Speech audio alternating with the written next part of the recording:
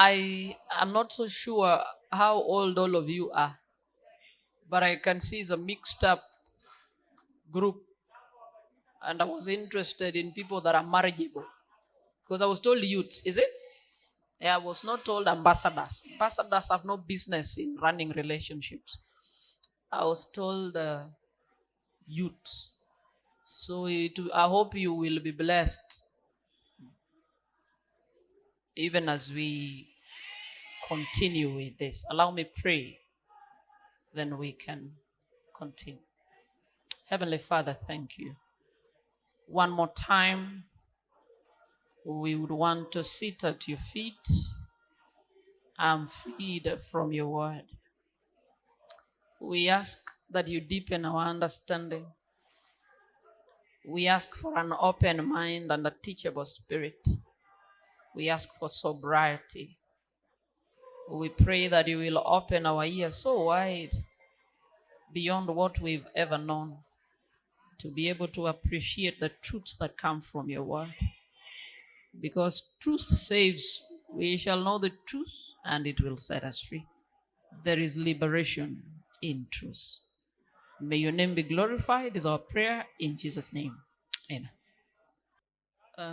I have titled this, True Conversion, a Requisite. What's a requisite? At least now I don't have to translate, don't I? Yes. So I will cruise very fast. True conversion, a requisite. What is a requisite? A requisite is that which you need to do before another. Like those that are in campus, there are units that are labeled probably English 1 and English 2. You cannot do English 2 until you finish English what? 1. So English 1 becomes a requisite to English what? 2. So I'm also saying, before you engage in any relationship, you cannot engage in any affair until you are a true convert. Are you hearing me? True conversion is the first thing before you think about any other. Before you think money, before you think occupation, before you think anything, the first thing is true what? True conversion. Let me begin by saying, which has always been my opening statement, that marriage and family has God the Almighty for its originator. The one that began marriage, the one that originated marriage is who? Is God. It therefore follows that only those that have chosen to retain God in their hearts, only those that have chosen to retain God in their hearts can appreciate this special gift given to man. So I've always had a trouble arguing with the people who have no God in their heart about marriage. In fact, me tukianza kuongea, if I realize you're on the other side of the divide, we don't argue. Because this is a gift of God. So if you don't know God, why do you want to argue about something whose God you don't know? Because you would want to give it a worldly perspective. I'm giving it a biblical perspective. We will never agree. Never. Mama Peter tuko. And so, it is not an institution for non-believers. It is not an institution for those who have not accepted the claims of God. Are you listening to me? If you haven't accepted the claims of God, if you're not a believer, this institution is not meant for you.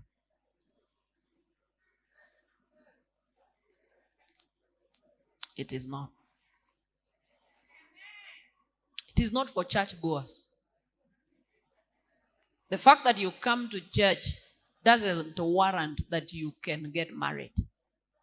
The fact that you meet someone in church, that one does not mean they are godly. Si umekuwa hapa wiki mzima?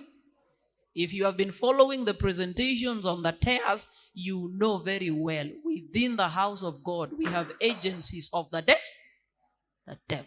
So meeting someone in church who's a good prophecy teacher is not guarantee that you have found a man that loves who? God.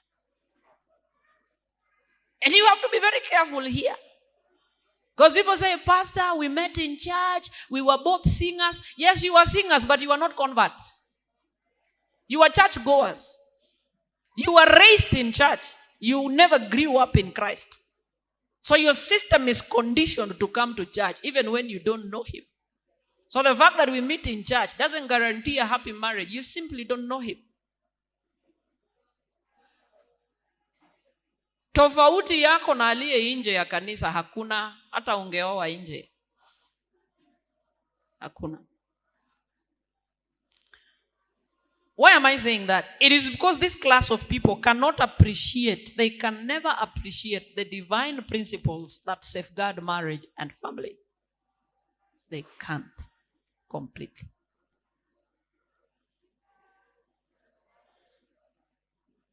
They have no business, therefore, commenting on or giving their opinion on an institution whose giver they do not acknowledge. If you don't acknowledge God, you have no business commenting on marriage. You have no business giving your opinion about marriage. For as long as you do not acknowledge who? God. You have no business. Marriage and family is strictly, underline that word, strictly meant for true converts. Because true conversion is the prerequisite to running an effective marriage and family. When you are a true convert, you will understand that when I meet challenges in marriage, I don't walk away. I serve a God who I know and I believe in the power that he has. But when you do not know God, marriage is a serious spiritual battlefield that if you do not know how to handle spiritual warfare, it will kick you off.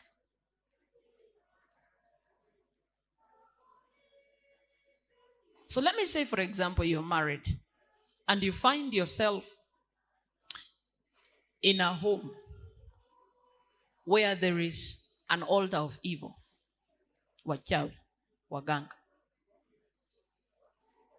Na unajua vizuri ni wa SDA. Ukifika nyumbani ndo unagundua, wako na vitu yao, wana ushirikina yao. Vita vinaanza.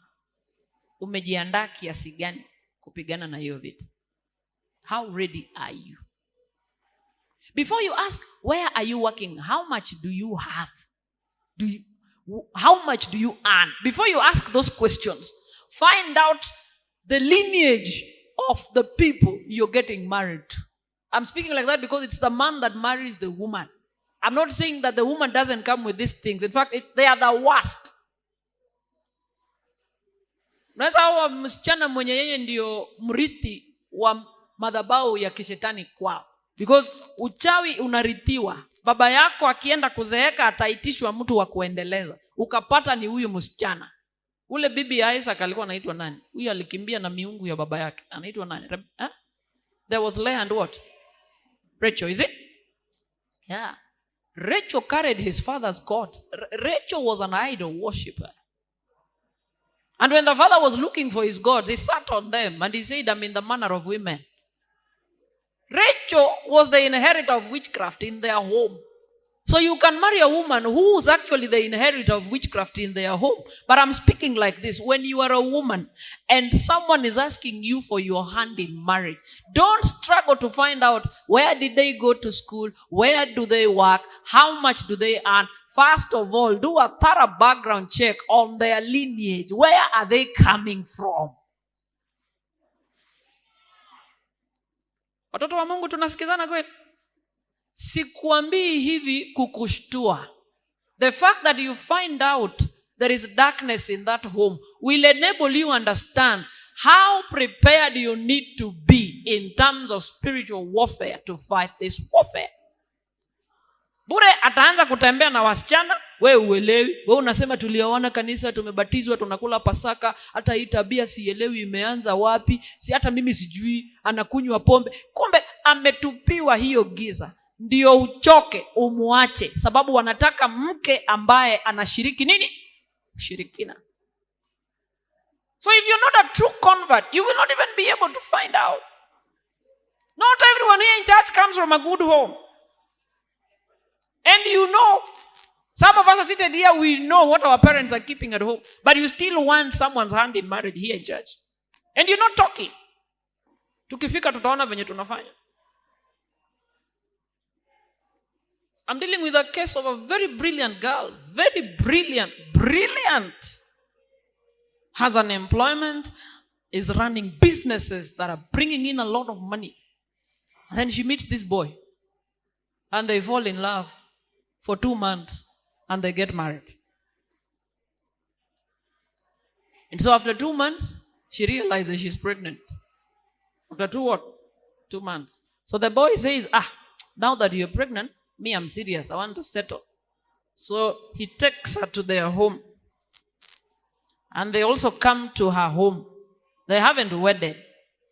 But there is that agreement that our children can marry each other. Before she knows it, she's carrying a pregnancy. Then she realizes this guy is actually gay.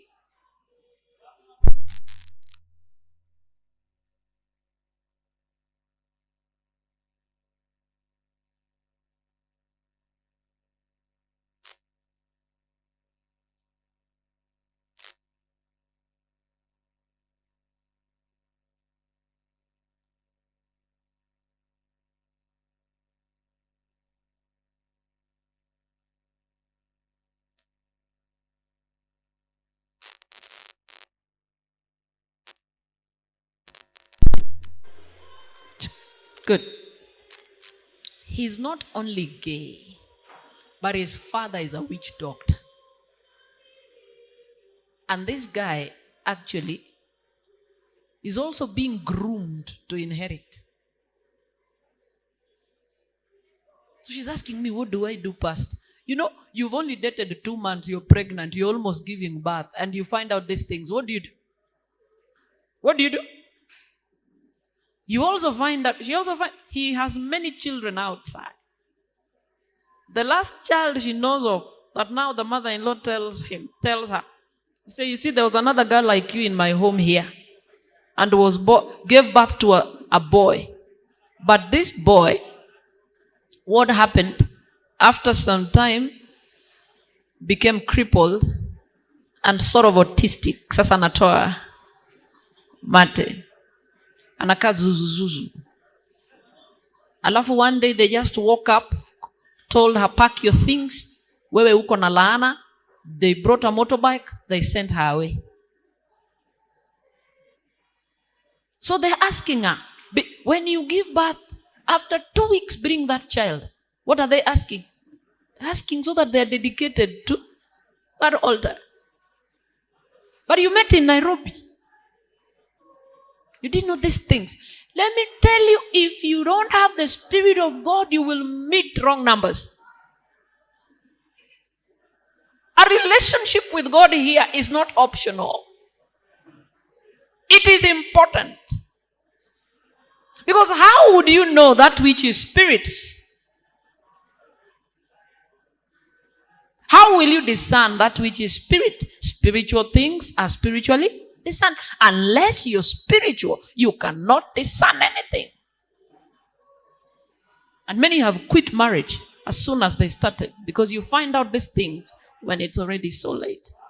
You loved, mi nampenda, kuna kitu unapenda. And so, marriage and family is a spiritual battlefield that requires you acquaint yourself with the commander of the army of the Lord, who is Jesus Christ. Because it's a war. We are not in marriage for what you're thinking. We are in marriage because we are at war. The devil has an interest in it. God has an interest in it. So you must be ready for warfare. If you do not understand spiritual warfare, don't get into marriage. Hiyo nakwambia mapema.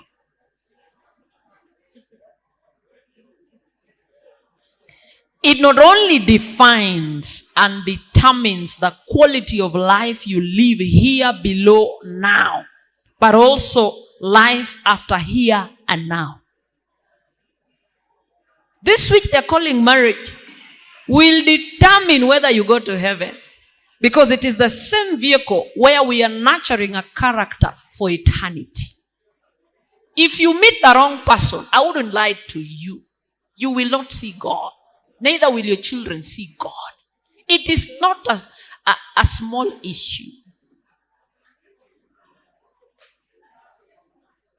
You will regret, you will wish you remained single, simply because you met the wrong person. They will make your life difficult. And you wouldn't like it. So the kind of person you choose to do life with will determine the quality of life you live here on earth. Kipata the wrong person ni hivyo. Kipata the right person ni hivyo. Na hiyo vile nategemea mutaona Mungu ama mutamuona. So marriage is not something just for the world here. It's preparing you for eternity. And so you do not want to miss immortality because you chose to do life with a child of the devil, thinking that this is our home. We are not just here. This is not our home. We are chasing eternity. We are chasing immortality.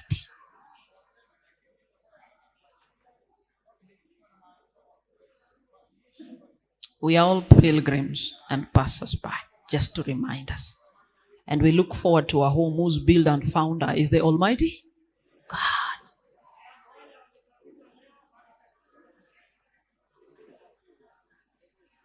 The question is,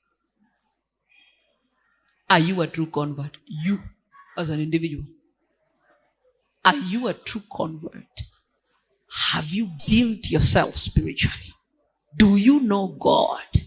Do you have an intimate relationship with Him? With the power of God?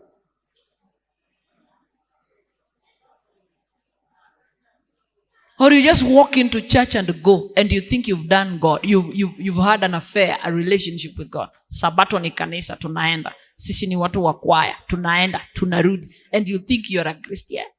You think you're a convert.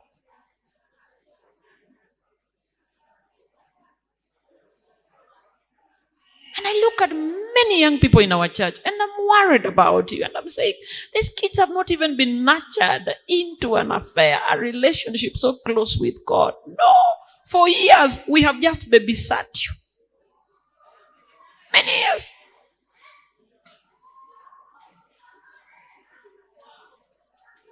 And these are the same people that want to get into what? Into marriage.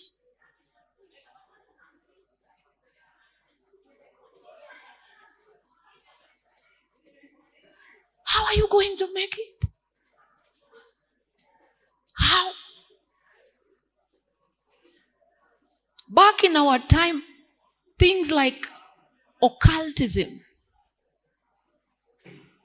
were things that were done in secrecy. Witchcraft were in secrecy. We are living at a time where people are bold today. Hamjaona mabango imeandikwa Illuminati? Simumeona? Simumeona? Yeah. Freemason is today looking for people in the open. They are bold. Witch doctors are looking for wateja. They are bold. We are living at a time where evil is so bold. But I'm asking, are you ready to fight it?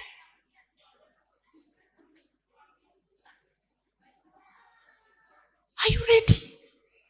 How well have you built yourself spiritually? How well?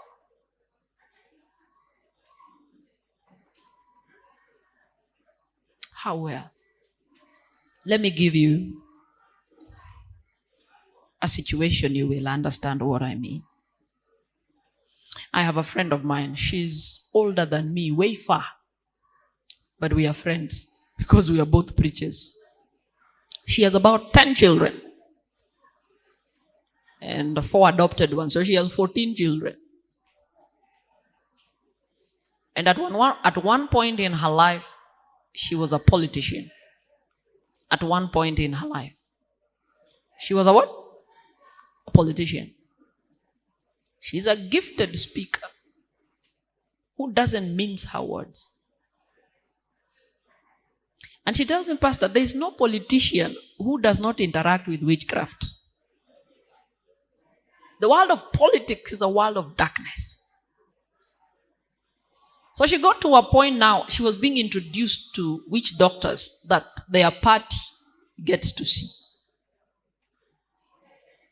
So there's this one particular witch doctor who's a woman. She was meant to go and see. So she went.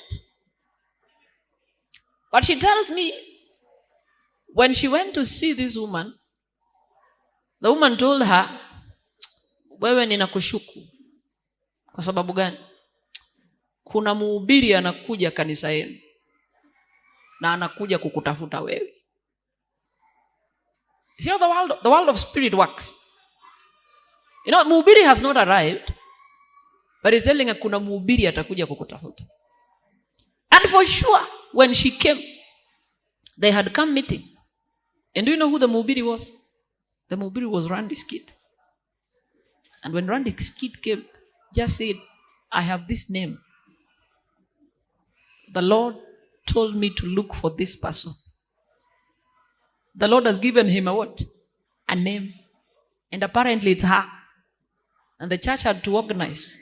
She was called and she came to church and they met. From that time, she stopped politics. She's a preacher. She's a preacher you'd love to listen to. I'm asking, why is it some people can actually receive communication from God like that? And God tells them, go look for so and so. Those are the levels of spirituality I'm talking about. I'm not talking about you being able to pray in the morning, lunchtime, and evening. That is not what I'm saying.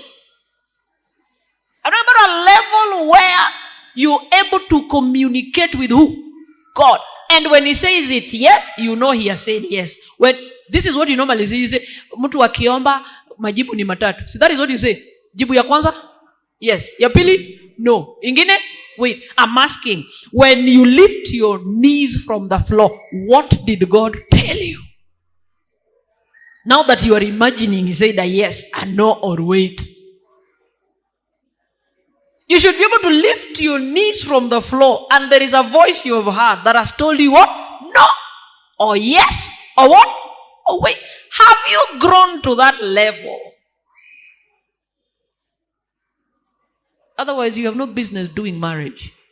In marriage, it's heavy. Heavy. It's not fought rationally the way I see people fight it rationally on social media. Kama ni ngumu siuache. Divorce is so easy in people's lips.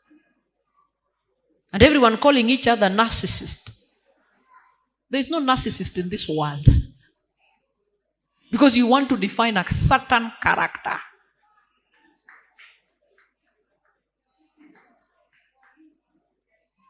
Watoto wa Mungu, are you built spiritually?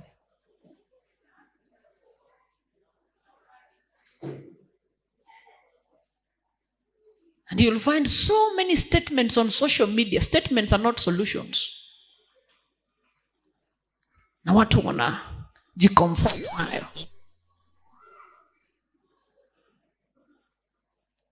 And people have quit.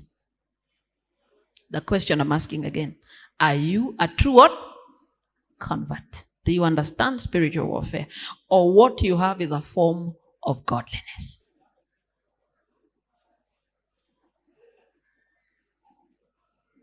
Are you a true convert? We are living in tough times. And I thank God for the experiences we have with this ministry. Particularly when I go to schools and you see how young people are struggling with sexual immorality. Young people are struggling with lesbianism. They're struggling with gayism. They're struggling with pornography. They're struggling with masturbation. They're struggling with Illuminati in school. And the percentage, I believe, is over 90. And this is the same people that are supposed to finish school and date and get married. So you don't even know who you're landing on. So until you enter marriage now, you can't hide certain things. And then the other person doesn't even know what to do. They're not sure whether they should quit or stick through that marriage. So I meet this girl. She works in town A. The husband is in town B. Town A is a city setup. B is the village. So every Friday she travels home to see her husband. So she normally leaves on Friday evening. She arrives on Saturday morning. She rests a bit. She takes a shower. They go to church. One day she goes. And the husband opened the door in the morning. But told her, don't come to the bedroom. You sleep in the sitting room. Your husband tells you, don't come to the bedroom. Sleep where? In the sitting room. And she says, what? I said, no, I said you're sleeping in the what? In the sitting room. So she insisted. And she says, in the bedroom, my brother is in the bedroom. My brother is in the bedroom. Yani this guy has a sexual affair with his own brother. Yani hiyo kitu ni mchanganyiko. It's adulterous, it's incestuous.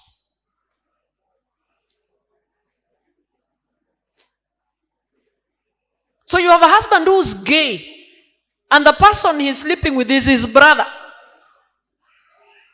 So she says, sometimes I come and the house is so dirty and I am asking, can't your brother even do it? Hey, that is not the work of my brother. Yani, the brother has become a more closer wife than her.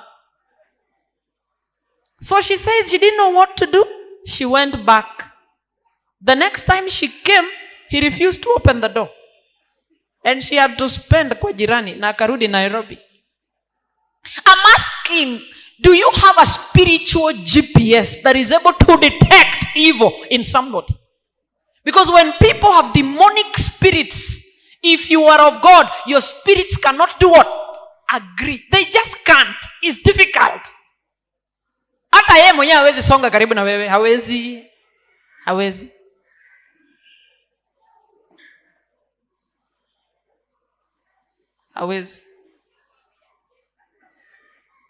Allow me give an experience I had yesterday. I hope that person is not offended. I'm just using it as an example.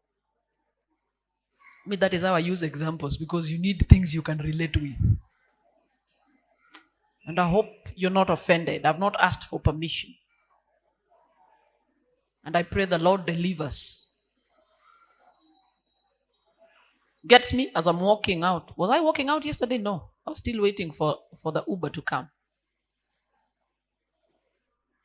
And insists. I'm not saying which gender, because SDAs are very good. You'll start looking at each other and say, sura yake inakaa ni yeye huyu anasema.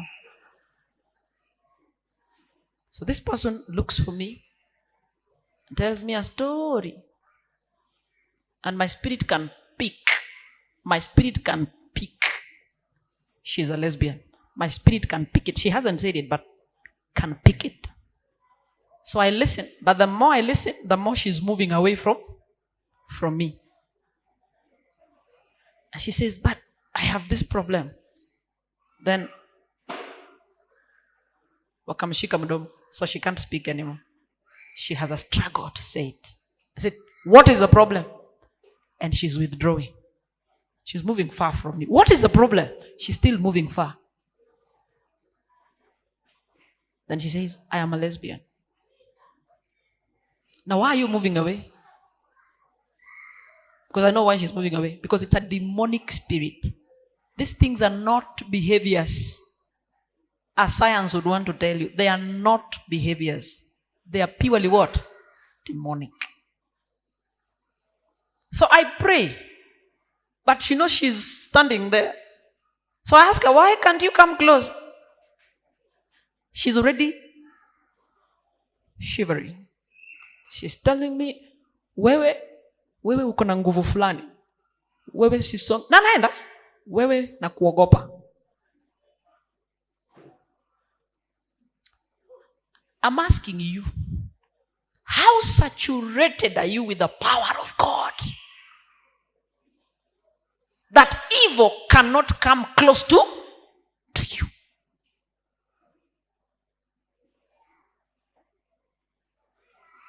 So that anyone who's not of God, they can't come around you. They cannot.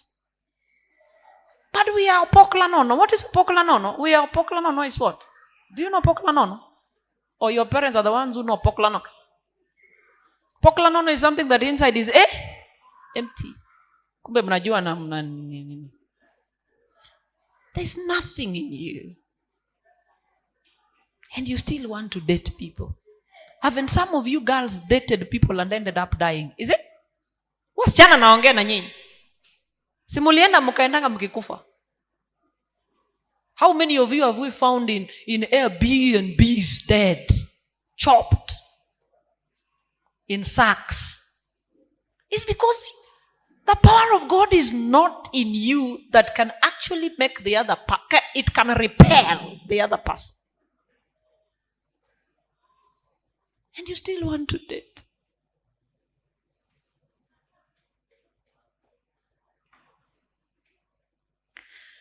I don't blame you. I don't. You're simply a product of neglect of solemn home duties by parents. It is parents that have raised you like that. We are living at a time where parents have no time with their children. And we have raised this generation. I'm worried about you. Which generation you want to raise? Because if parents, us, have raised you, and you look like this, I'm wondering what you want to raise. I'm wondering.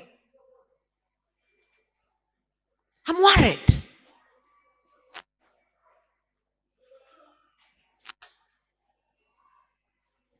We are talking about a people soaked in a system governed by the maxims and customs of the world. We think worldly. We argue worldly. We see things worldly. But we still insist we are of God.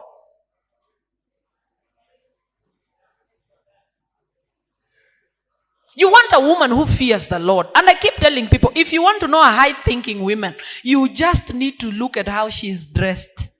How a woman dresses will tell you, without even her speaking, how a woman dresses will tell you whether she's high-thinking or not.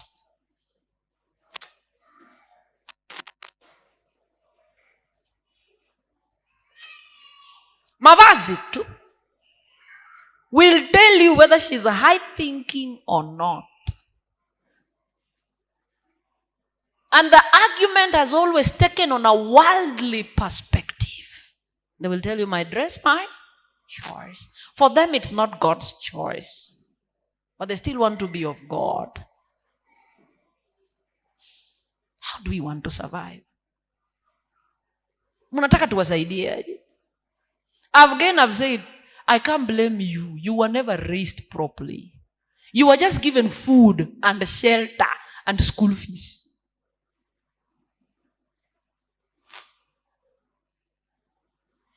Because the ones that were to raise us were so busy looking for money. And you have to do life on your own. We are talking about a people who have a deplorable lack of proper restraint and judicious discipline.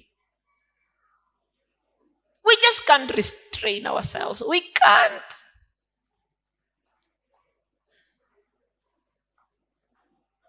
And today, we want to hear God. But if we begin to sample, I am not God, I will get a very big percentage that are in premarital sex, because that is the language you understand. That is the language of the world, premarital sex. But you know too well, in the world of God, it is called what? Fornication. You're battling with it. You're sleeping with everyone. That restraint is not there. Your heart yearns for the house of God, but the power in the world pulls you so strongly. You only look Christian when you come to church, but once you get to campus, you cannot restrain yourself. And for as long as there is condoms, you're good to go. Because the world has taught us how we can have sex without getting children, without getting infections. What you didn't know is even with condoms before marriage, it is fornication.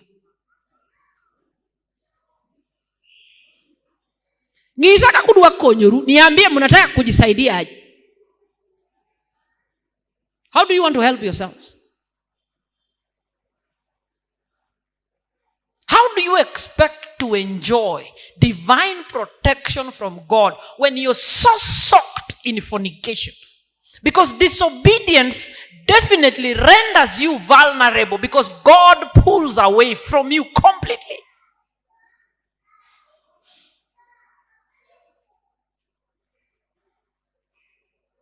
How now? How do you want to hear that voice? There's no discipline completely. The existing ignorance of God's word among a people professedly Christian is alarming. They say they are Christians, but so ignorant of the word of God. We are not intentional. We are not deliberate with the word of God. We are not. Let me tell you, when you get in love with the word of God, He shuts down your whole system until you're married. You have no feelings and emotions that keep on rising from nowhere and you feel like you want to sleep with someone. Because you're under the control of reason. You fear God. But you see, you're waiting for someone on Sabbath.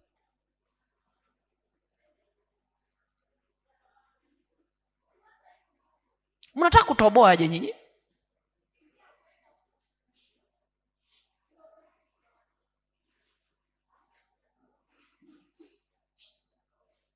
If our ignorance in the knowledge of God is like that, so abysmal, how do we want to raise godly children ourselves? We were not raised godly. How do you want to raise godly children? Or you think you're in marriage just for sex and a man who can take care of you and a nice house that is comfy? No. Marriage is more than that. Way more than that. Superficial talk, mere sentimentalism passes for instruction in morals and religion. And we brush it over.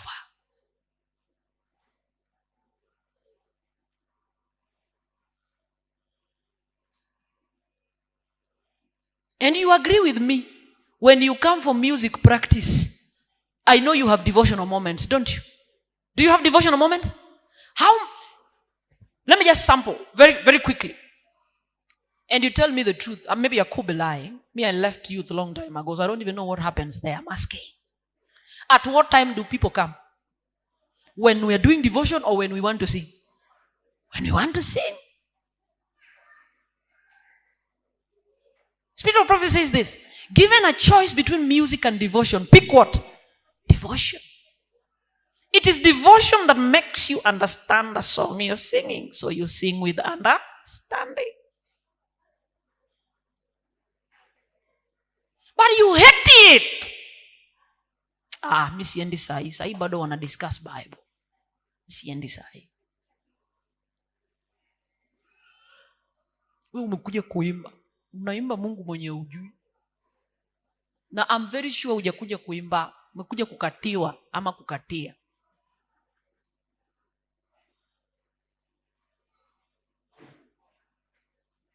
Ni mtu umekuja kutafuta. Umekuja kutafuta urafiki. Umekuja kujionesha wewe ni Mkristo. Ndio ukatiwe.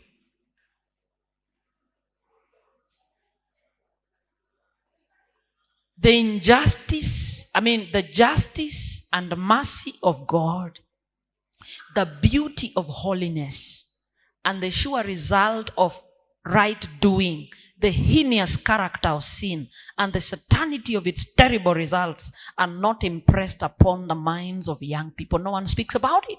So we are good to go. No one tells you this is sin. No one speaks about it. Because if you speak about it, young people will run away from where? From church. you.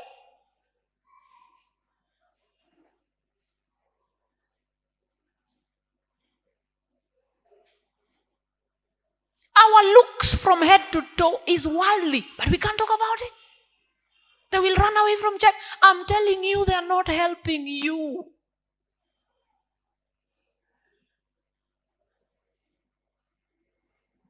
They are not.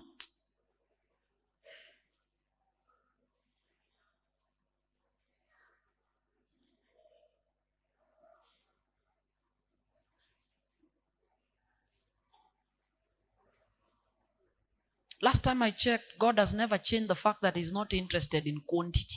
God is interested in quality. In the antediluvian world, He had to destroy the whole world and save only how many people? 8. Noah's time, He only saved 3. So let no one cheat you that God is interested in numbers. All of you can go. He's better off with one what? One person. Even if there was only one person in this world that was a sinner, Christ would still have come to die for that one person. So don't let anyone lie to you and lull you to sleep for fear you will run away from church. You've run away from the world because it is evil. You can't come to church and we keep silent.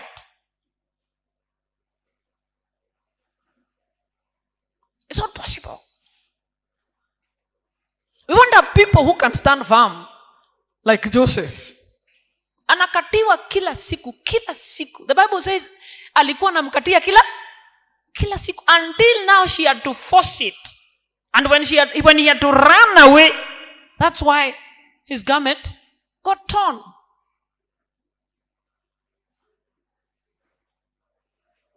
But you, hata hujakatiwa na mama, umemuona tu mguu yake na ulianguka.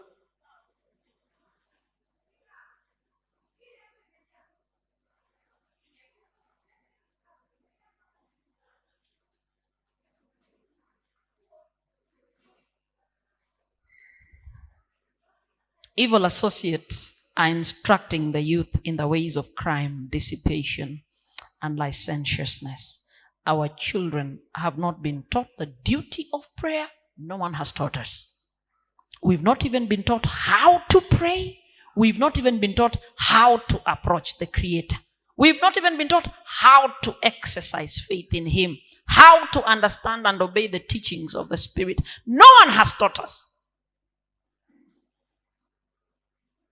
What is the duty of prayer? How do we pray?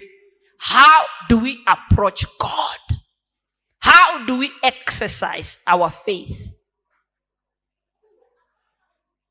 And how to understand and obey the teachings of the Spirit. So you will ask me this: how do I know that this is the woman God wants me to marry? That one shows you that that's clearly a half-baked Christian, because they cannot hear God speak. God speaks black and white, crystal clear, to the point you can't hear that voice. There's a problem between. The problem is not with God. The problem is with you.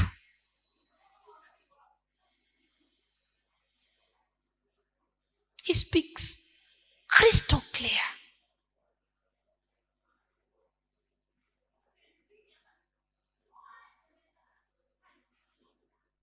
This is the caliber of people that should be getting into an institution with eternal interests and implications. A people who know not God.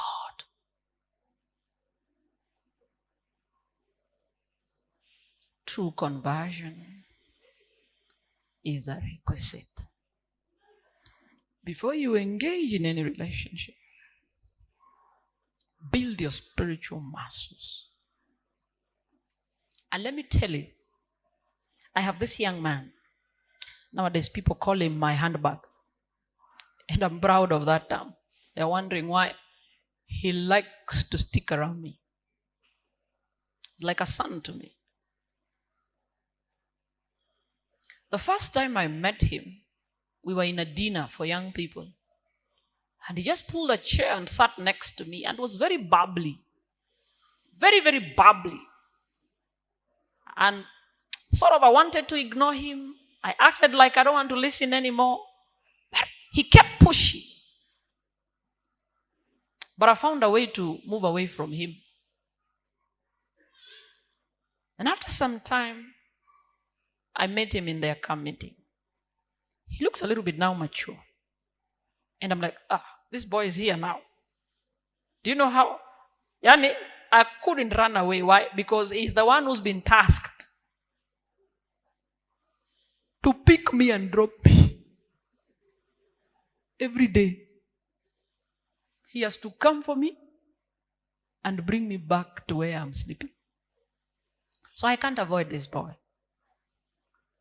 So where I'm sleeping was a place of my choice. And I eat there. So every morning he comes, we do breakfast together. Every evening we do supper together. And he told me, Mom, I know you don't like being bothered, but I just want you to help. That's why I keep coming close to you. I wouldn't say my parents are spiritual. They are not. I just want someone to nurture me spiritually. Then I said, oh. And we began our friendship, mother-son friendship from there. I didn't know he was struggling with demonic power. But he didn't understand what it was. And as I explained, he kept asking questions. He made himself so vulnerable to me. There's nothing he hid from me. His past life, his lifestyle in campus, there's nothing he hid from me.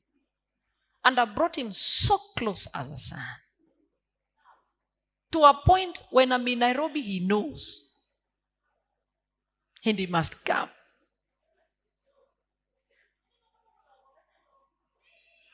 We've walked with this boy.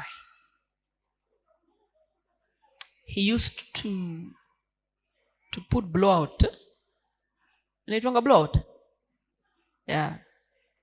Because he told me he loves hair that is curly. None of you, there are men that have been born with hair that when they shave, they're just curly. You see? Yeah, natural curly. So he loved it. So he had to make his like that, but he has to relax his hair. And then he does gel. So his hair has grown to a point here, and then imekatwa. And the boy is a beautiful girl. That is how people call him. People call him a beautiful boy. That is how people call him. But you see, this boy purposed to build a spiritual life. And for that 1 week, he was shocked. And he said, Mom, I didn't know that is what the world of the spirit looks like. And now I had to help him fight that other battle that was so personal. And this boy just immersed himself in the word of God and prayer. To the point he was now losing his friends. Why? The friends were now saying, we squeeze standard yako imefanya nini? Imepanda. And one day, he called me and asked me, Mom,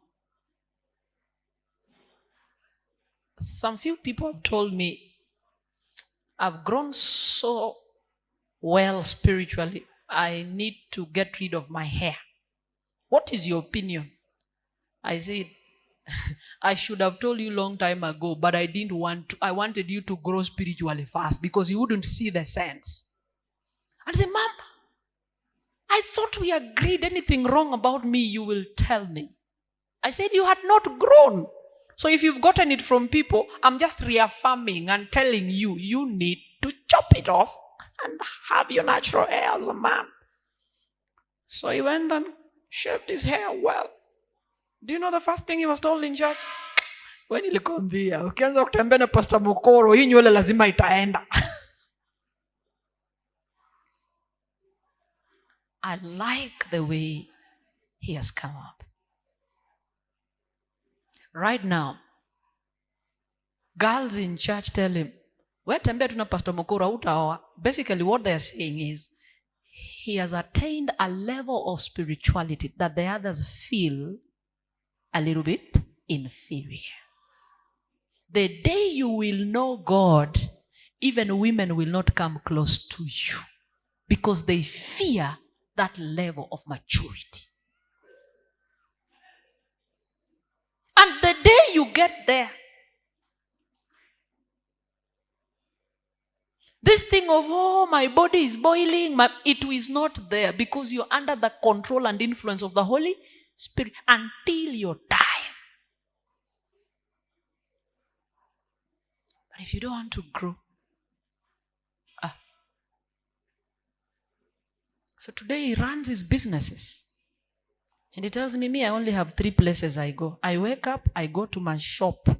If I'm not in my shop, I am in church. He's busy making money. If I was to recommend to him a woman, I would. Because I know he's a boy who has an occupation to take care, enough to take care of a woman and build spiritually to raise a home.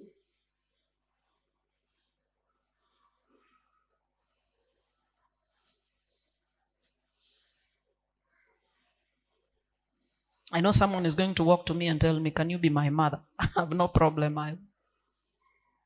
We need to sort this thing out. Kweli wongo. Kweli wongo. We need to sort it out. That which you're struggling with, bring it. Let's handle it. Hold every relationship you have. You are not mature to run a relationship. Hold it. Let's sort the other bit. Let's ensure you know God. Then we can now begin to engage in what? Because when now you decide to love, your love is informed by your love to who? To God.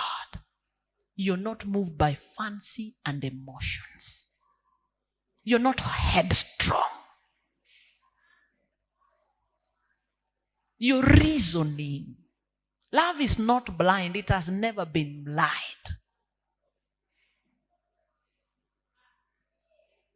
Never. It is infatuation that is blind. But love, it's not blind. It is my prayer for you. Unless you have questions,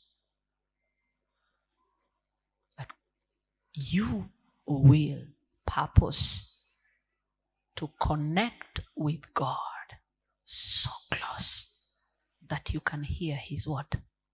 His voice. You want to ask a question? Okay. Do we have another microphone? Don't ask a difficult one, don't you? We are on camera.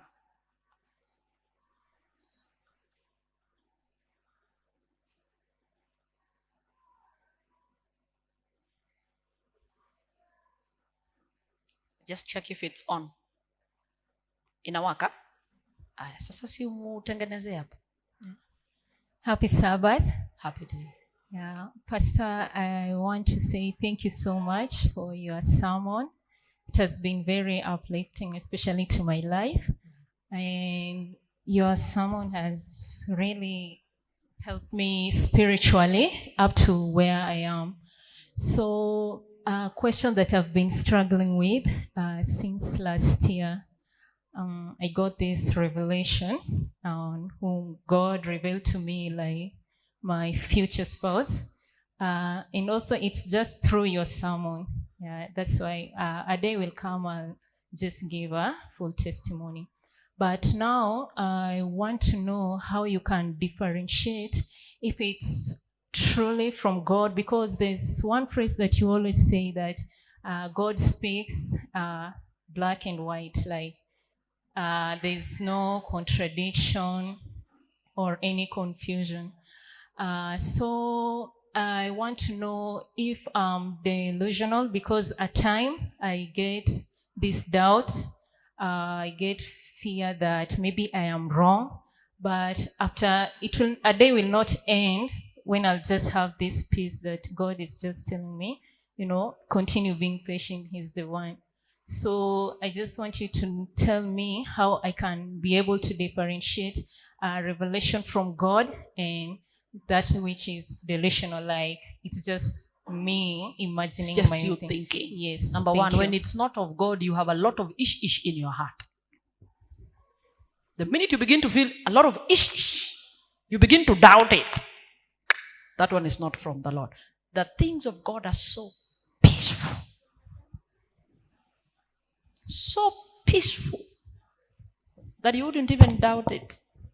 But again, I didn't want to go to those topics because this is what I call pre-courtship classes. This is normally unit 1. You are lucky I've given you topic 1 of pre-courtship classes. What she's asking is another topic, and I know time has gone, is another long topic, what she has asked. But allow me answer in 2 minutes. I call it no checklist required.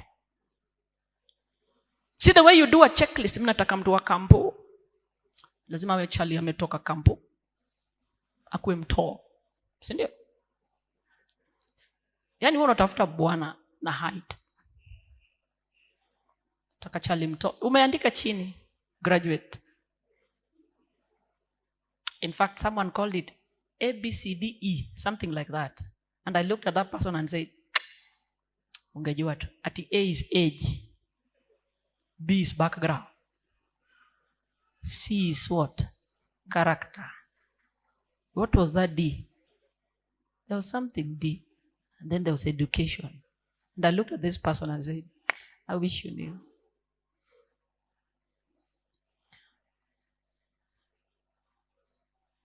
He that finds a wife finds a good thing. That word in Hebrew is Matza. Matza does not imply a deliberate attempt to search, like natafuta sasa, I'm on search. Matza means to accidentally bump into something. Okay?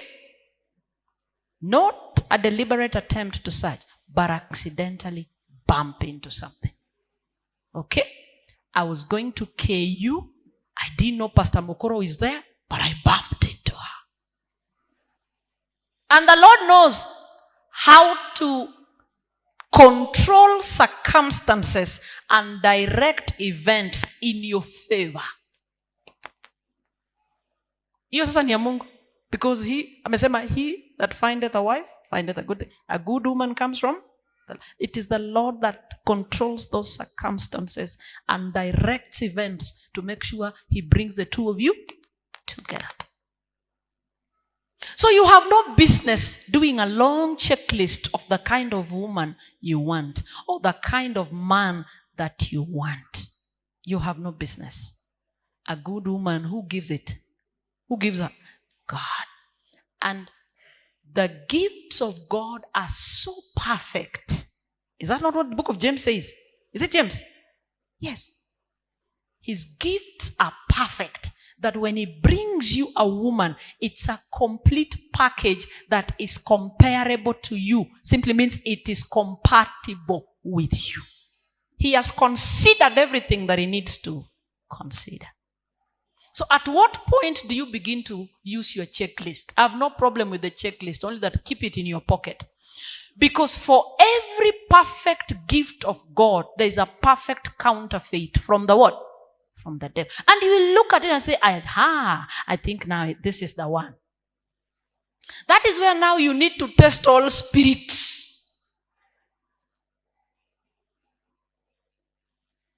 And you look at it and you realize there's something not aligning with the truth of God as revealed in his word. Now you begin to pull the checklist. The checklist is not you. The checklist is the word of who? God. If someone asks you, you dreamt, it is dearest. Huh?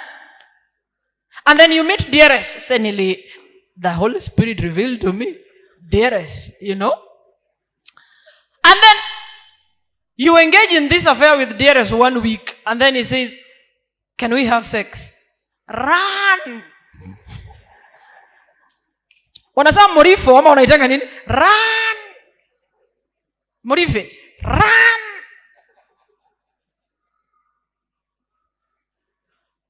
That is not a weakness. That is who he is. Run. Let's go for a dinner party. Let's only do a tot of wine. A tot. Kutuweka tu tukwe tipsy. Run. That's an appearance of evil. Run.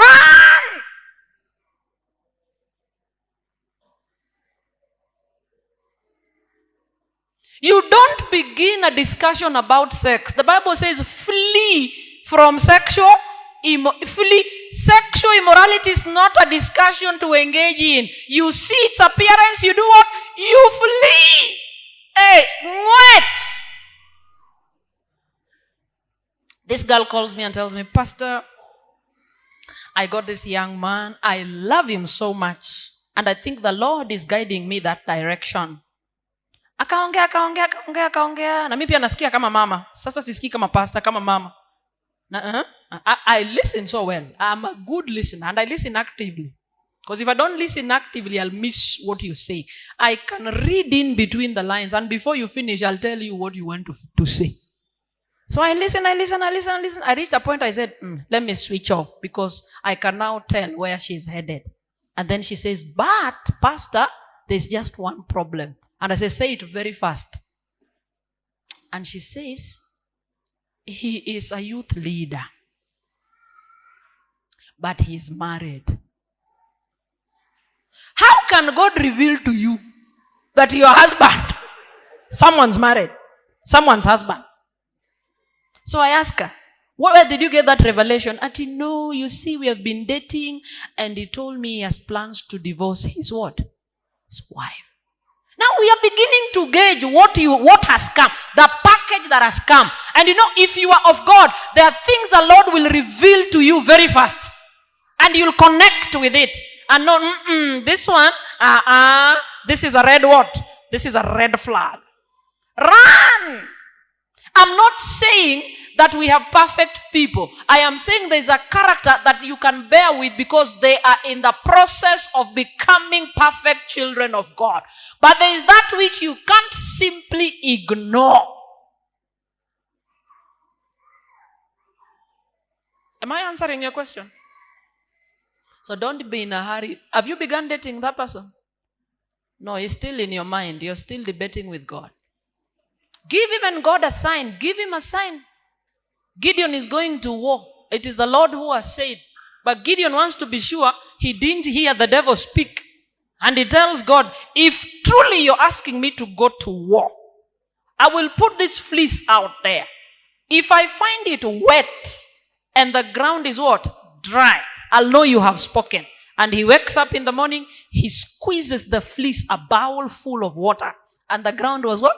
Dry. Gideon does not leave it there because he knows the devil is capable of doing the same thing. He tells God one more time, it's not that my faith is little. I just want to be sure I'm not doing the will of the devil. I'm returning the fleece. If I find it dry in the morning and the ground is what? Wet, I will know you have spoken. The signs still speak today. They work. They work.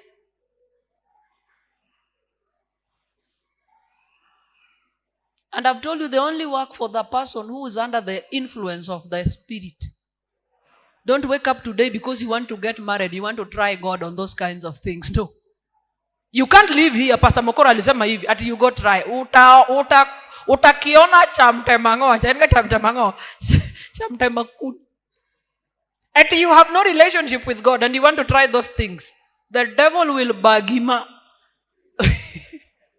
These things require people who have already built a relationship with who? With God. When they speak, God honors what they have asked for. But you see, you have one problem. You just play around. When you want to get married is when now you want to know God. You want to know God because you want to get what? Married. That is when you're beginning to get serious with God. Because you're getting married. Bye. Start knowing God from childhood. Grow. Did I answer your question, Mama? Yes. So go slow. Make haste slowly. Okay? Yeah. But God is with you. Yeah, God knows the level of our spiritual maturity. He knows that we are still determined, we have purposed to grow with Him. He can never disappoint you. He knows the level all of us are in. Okay? So if you trust Him, He can never let the devil bago you. Bago is what? Why does this thing bago come? Huh? He cannot let the devil confuse you. So just make haste slowly. Are we together? Yeah. So wakati imekuja hiyo package, angalia mzuri. Inaweza kuwa package yenye mvulana. I asked this girl. She meets me and tells me, Pastor, it's been long since we last met. I have good news. I asked, what's the good news? Say, I'm getting married. I'm wedding. And I said, how do you? The last time we were together, you were single. At what point did you find a man, date, court? You call it dating. I don't believe in things called dating. It's courtship and marriage. When did you find him? Courted. Now you're telling me there's a wedding. I will bring him, Pastor. And the boy was brought. So when they came to the room where I was, say, Pastor, I'm here. They walked in 2 people, but I was absent-minded. I saw 2 people, but I was absent-minded. And when she says, Pastor, we are here, we've come for prayer. I asked, where is the man? But he's here standing next to me. I say, I thought this is just someone else who has come also to see me. And I didn't mince my words. I asked the boy, how old are you? And he says, he looked at the girl. I said, I know what I'm asking because the Spirit has already pricked something in my heart. How old are you? Because I didn't see a man who is a man. I saw a small child. How old are you? Say, I'm 30. And I asked, how old are you? 35. And I said, wrong. But because they have already made plans to take dowry, what could I do? There was nothing I can do. I'm not saying they have a bad marriage today. No, because they are already married and they wedded. And I had to take them through that session and tell them, we are only telling you this in the event. And I pray nothing bad happens. You'll remember someone spoke to us. Wrong.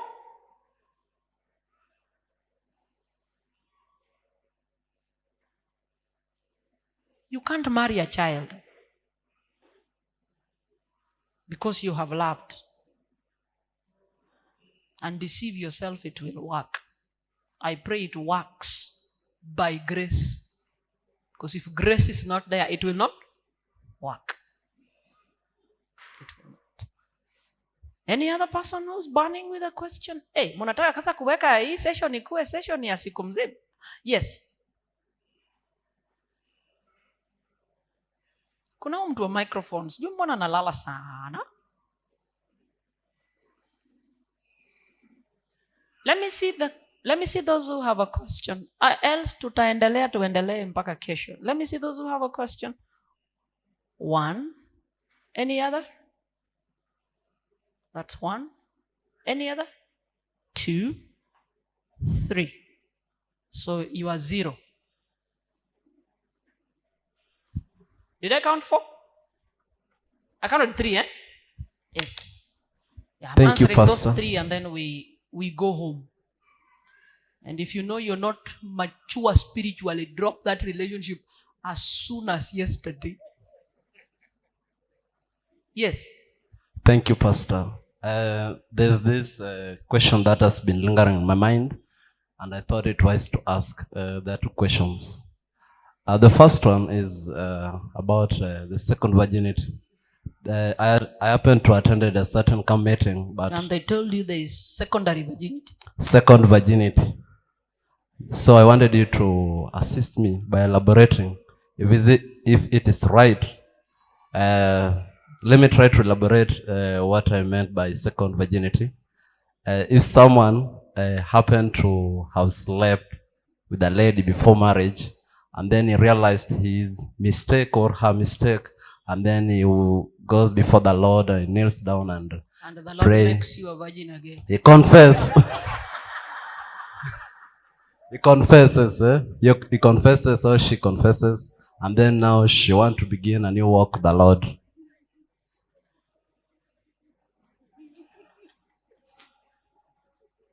And the second question, I thought it was one, Omer.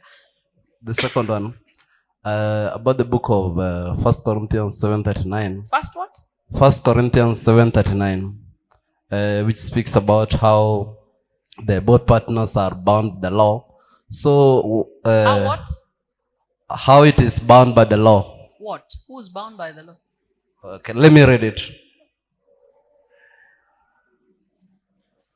Let me just read it. 1 Corinthians chapter what? 7:39. Okay. So, my question was... No, read it. You were reading. How have you jumped from there? Chapter 7, verse 39. Yes? The wife is bound by the law as long as her husband liveth, but if her husband be dead, she is at liberty to be married to whom she will, only in the Lord. So the question is, what happens when the two partners are in marriage and the relationship is toxic?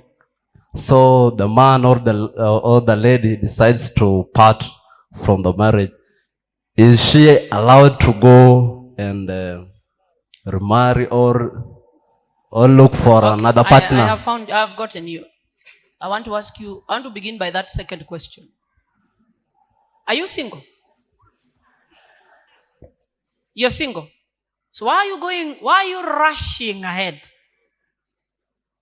Have you already envisioned yourself marrying and separating? And now you are asking if there's a second chance for remarriage. Okay, I saw it in somewhere. My friend of mine happened, the scenario happened to them. So I was just trying to okay, fine. ask. Your friend is married? Yeah. So you're asking for him? Of course. I would advise you, that's not a question for this class. Me, I'm meeting people who are not, because you're asking me to open up the subject of divorce and separation. That's a big discussion that if we begin now, we will not end. But I don't fumble over it, because we will argue all of it from the way? From the word of God. Are we together? Yes. And that is the notion most young people have, that they can get married. If it's toxic, una move on. And they get married again. I just want to answer your first question, so that I don't open that divorce bit. That's a whole big subject that we can talk of the whole day. Can talk about the whole day. Secondary virginity. It is just a term used to encourage you so that you don't commit suicide. To tell you are now forgiven. You are clean. There's nothing like secondary virgin. You are a virgin. Once you engage in sex, you're not a what? Virgin. You just repent, confess, and repent, and wait for your what? For your spouse. The fact that you have confessed and repented does not make you a virgin again.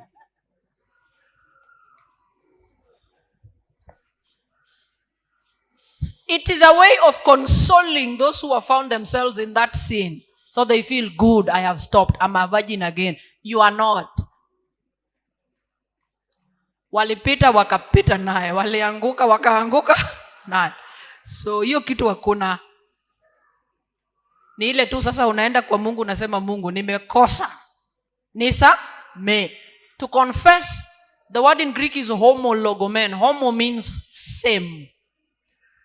And so when you confess, it means you are agreeing with God. You're saying the same thing with God that you have fornicated. You see, these prayers we say, God, if I have hurt you, you have hurt him. There's nothing like if you have hurt him. Just agree with God that you have hurt him. And that is why David cries and says, against you alone have I sinned. He's not fumbling about his sin. Ati Mungu kama nimekukosea. Tunasengenya watu. Alafu tukimaliza sema, twende nyumbani tuombe kwanza. Mungu tumesema vitu mingi. Kama kuna kitu mbaya, mulisema vitu mbaya kuhusu mtu. Just say, God, we have been gossiping this person in bad light. Forgive us. Confession is agreeing with God that you have sinned against him. And tell God, God, I have fornicated. And I know this sin locks me out of heaven. Repentance is how would I call it? Metanoia. Think so in Greek. Meta means like to metamorphosize. You see, like the way a caterpillar turns into a butterfly. It means it moves from one phase of life to another. So repentance means a change of mind that issues in a different lifestyle. So if you are fornicating when you have repented, we are able to say from your lifestyle that he is no longer a fornicator because you have actually done what? Stopped. If you haven't stopped, you have not repented.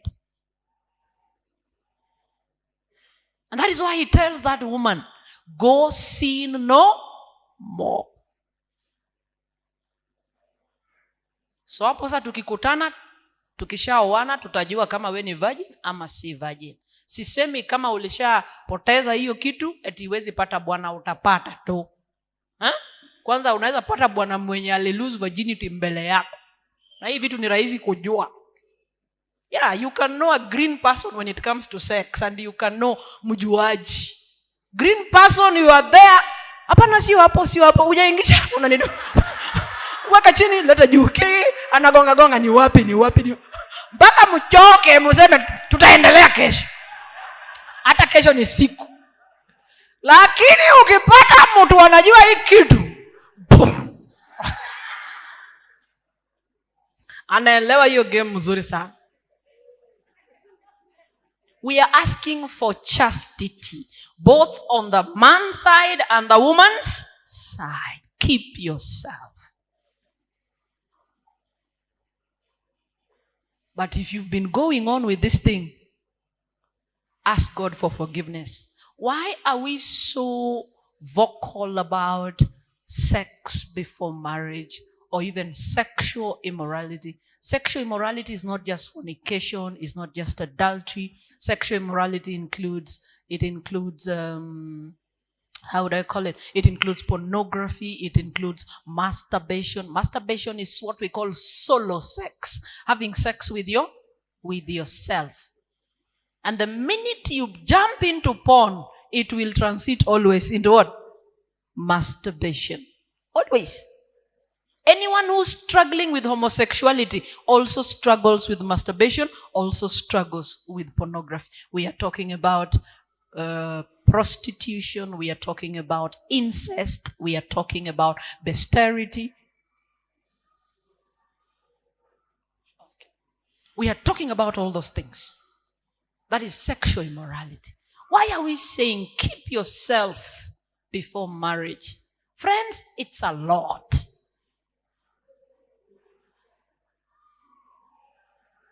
The fact that it is sin against God that locks you out of heaven.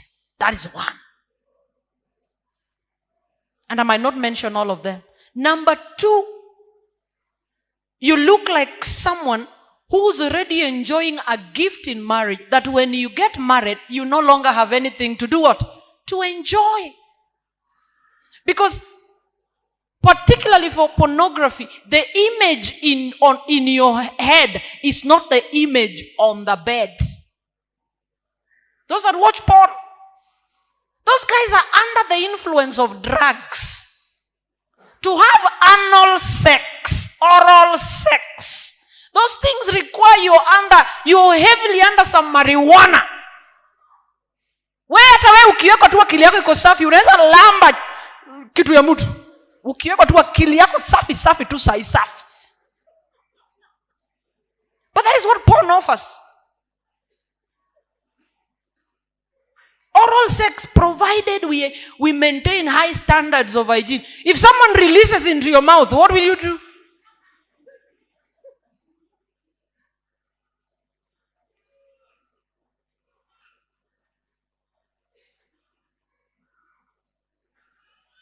And then you begin to suffer. Anal infections, you begin to suffer. Rectal prolapse. Because you're watching porn. An acrobat flying from all over in a lingerie. Then you meet a Tieno from Ugenya. Doesn't even know these things. You have fed yourself with porn for years. And then you meet this woman, so innocent, from Mocha. Doesn't know. So on the day one of that night, she's so innocent. And Angoja, what you expecting a porn star? She doesn't know she is expecting a horse to ride. But you don't feel it. You can't enjoy it. Your level and standard of sex is high for her.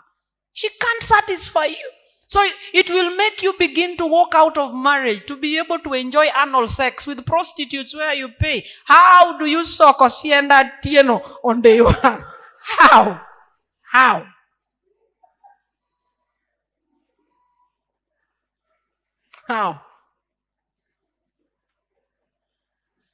You will not enjoy sex in marriage when you're busy with it before marriage. And the other thing, let nothing cheat you that when you marry, you will stop sleeping around. Fornication is the prerequisite to adultery. You're only having sex before marriage. Once you marry, you will now Promax, called fornication, Promax, adultery. Together with the fact that demons are transmitted through sex. You'll meet a demon-possessed person. They'll transmit to you demonic power you don't understand.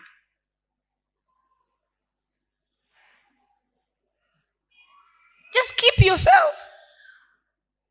And you can't keep yourself by deciding in your mind, I want to keep myself. Hey, it takes the power of God that He only imparts to those that are building a relationship with Him. That's why I say true conversion is important. Endelea kuuza vitu yako, shauri yako. Wacha hiyo kitu.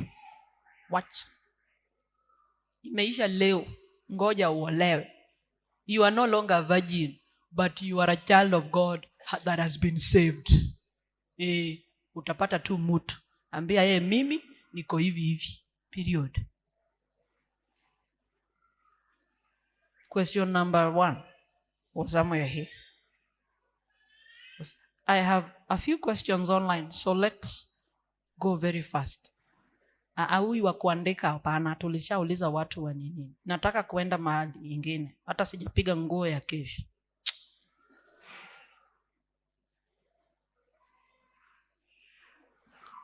Thank you. I also would like to ask a few questions. I believe I'd represent myself and a few of my friends out here. Just ask for a friend, no problem. Okay. You talked about, looking for somebody who has built a strong relationship with God. And I remember one time I shared that with a lady. But what did you share? You've not said what you shared. The fact that you need to grow spiritually. Yes. Okay. You were targeting her, or is just a normal discussion? Just sharing. Okay. And she said that maybe I should wait and marry the sister of Jesus, because realistically, it is Deputy sister of Jesus. So just like you said, she said that maybe if I opt to go that way, then I'll remain single for a very long time. Yeah. If that is what I'm looking for. So maybe to what level can I actually be able to tolerate her character or the individual that I'm looking to? To what level should I be able to tolerate? Because you said perfection is an illusion. You cannot get the perfect person. You're supposed to sharpen one another, like iron sharpens iron. So to what level of character should I be able to see and say, well, I can, maybe I cannot? Perfection is not an illusion. Perfection is a reality. Because the Bible says, be perfect, just like your Father in heaven is what?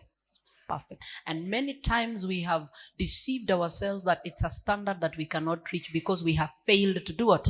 To reach it. Have you finished? Ama nimekukata? No, just continue as I...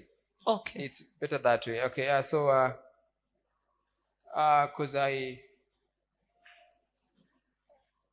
when you said in Proverbs, a good wife comes from the Lord, right?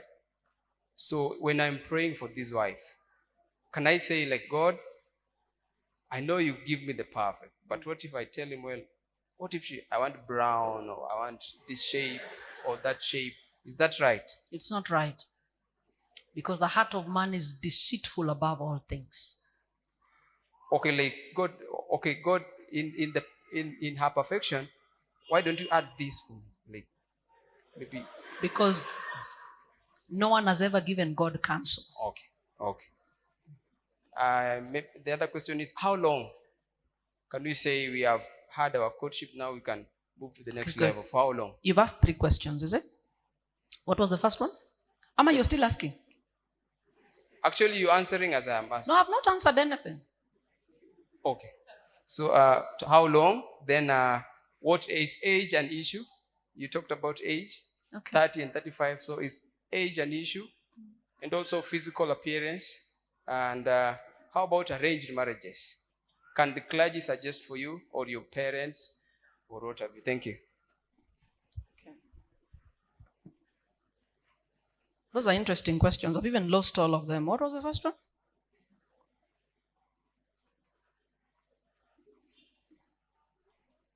Just go slowly. The first one was, to what level should I be able to tolerate her character, her behavior? Okay. We don't tolerate character. We don't whatsoever. When you study the temptation of Jesus, Ellen White explains the 3 categories of sin. When he was told to turn stone into what? Bread. It's talking about the sin of appetite. Appetite for sex. Appetite for I don't know what. Appetite. And then when he was told that I will give you all this wealth if you worship me. It's about the sin of compromise. And then when he was told, go jump, the sin of presumption. Are we together? The sin of compromise is what I'm answering. We cannot tolerate what? Character. We just can't compromise. Deputy Jesus is there if she thinks it's not there. On this basis, it is the same thought that Elijah had. Everyone has bowed their knees to who? To Baal. But what did the Lord say? How many prophets are still there that have not bowed? 7,000. There is still 7,000 that has not bowed down to Baal. Don't tolerate it. Ngoja huyo Deputy Jesus atakuja. Yuko. What was your question too?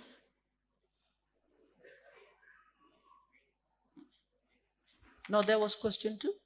The other one was how long we should be able to see one another in order to decide to go to the next level. The longer you take, the longer you take courting, the lower your chances of getting married. Because familiarity breeds contempt. What are your reasons for courting? Many of us court because we think we will know that person well, to see if we can get married. And you court someone 5 years and then you marry a different person. It is sin to trifle with people's hearts. Let me read you that quote. Where's my phone?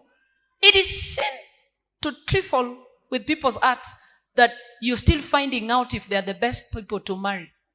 We don't court to find out whether we can marry or not. You court court after you have established this is the person God has given me. It begins there. Establish crystal clear, no doubt, this is the person that God has given me. Now you begin to court and let it culminate in marriage. But you guys are courting to see whether you can get married. That is the problem. So you want to court for too long. And for as long as you haven't discovered another person, found another person, you still continue to keep this other one busy. The day you will find is the day you end the relationship and waste people's time and resources. I am repeating. Know God, he will speak. And when he speaks and tells you it is this one, now you begin to court. And you're not allowed to begin to court her until you speak to her parents. If it is God who has brought her, you will find favor in the eyes of her parents.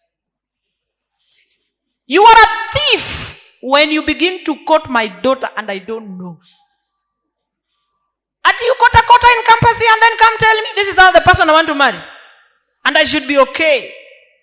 I should say it's okay, my daughter. I have blessed you. A stranger, I don't know.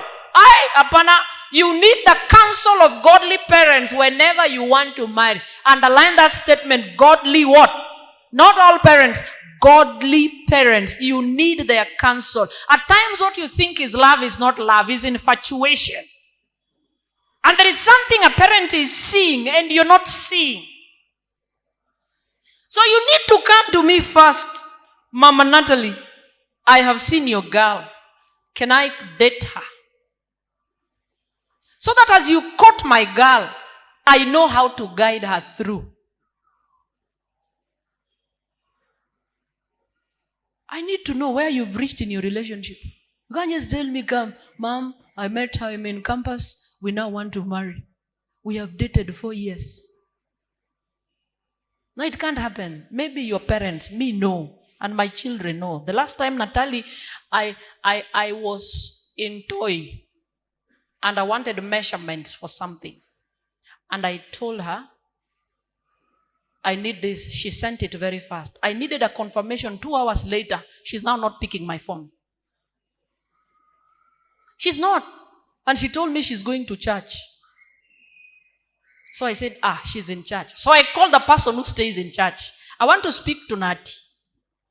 Yuko hapo? Ati hapana. Kwani hakukuwa na mkutano ya youth? Hakuna. Hajafika. She also left home telling her grandmother that she's going to where? To church. I said, this character I've never noticed in my girl. This one. And I felt something boiling inside. Boiling, because she has never. And then I said, let me wait for her call because I've called 7 missed calls. So she calls 6:45. She says, Mom. I said, yeah, ulikuwa wapi? Kwa sababu hauko church na hauko nyumbani. Ulienda wapi? Tunaanza tu vibaya hivyo. Ati, Mom, ni nini? Kulikuwa na huyu best yangu alikuwa na stress. Sasa tulikuja Impala. Nisikie tu anasema nini. Impala. Hii ni stress gani inatoka tu Mamboleo mpaka Impala? I said, ni msichana ama ni mvulana? Because my spirit has already told me and even told me the person. Ni msichana. Mpe simu. Amekataa, hayuko comfortable. Nimesema mpe simu. Ati Mom, hata wewe unakuanga na stress na unakujanga Impala. So I told her, nikikuja Impala, ninawaambianga naenda wapi? Impala. Kwa sababu kitu ikinifanyikia, you know where to start from. Utakuja useme, Mami alisema anaenda Impala. watu wa Impala watachek, watapata kweli nilikuwa huko. Saa hii kitu ikufanyikie. Na ulisema unaenda church. Na church nimeambiwa huko. Tunaanza kutafutia wapi? Huyu rafiki yako ni mgani? Mlikutana naye kwanza wapi? And she tells me, anaishi Migosi. Mlikutana wapi? Ati tukizurura. Wewe uzururangi, mlikutana wapi? Ati mom, ni sawa, nimefanya makosa. But the Spirit can tell me the person they were with. I don't know. Nati, 1, you didn't say where you're going. 2, you're fumbling over the person you're with. 3, you don't want me to talk to the person. Unaona hiyo Impala umesimama hapo? Mukitoka hapo hiyo rafiki yenu ishi hapo kwa gate. Umesikia? Ati sawa mom. 2 days go. Because she knows I'm almost going home. And she writes me a long SMS. I am confessing, whatever punishment I will get is okay. So I'm reading through. So you see, so and so, I wouldn't tell you so and so was asking for an affair. And I said, where in the world does a man ask you for an affair without my permission? How did he even start? And because we are in church together, he's always had an assumption that we have an attraction. And I didn't want to disappoint him. I wanted him to know there is nothing like that in my mind. So I didn't want him to build affection for that which is not there. And my girl can write for you big English. For that which is not there. I spent you 275 shillings. I can refund it, ma'am, if you want it.